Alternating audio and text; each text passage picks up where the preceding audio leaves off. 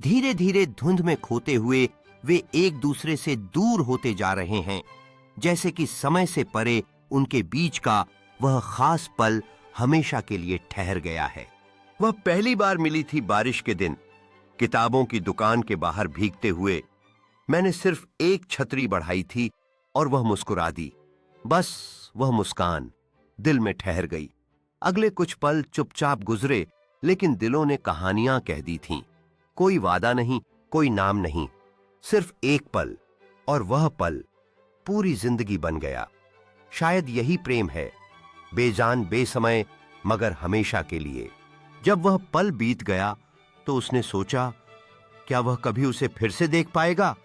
लेकिन उस पल ने उसे एक नई दुनिया की ओर बढ़ने का साहस दिया। वह सिटी की धड़कन में खोई हुई थी, लेकिन उसके मन में वही मुस्कान ताजा थी। वह जानती थी कि एक मुस्कान ने उसकी जिंदगी को कैसे बदल दिया था।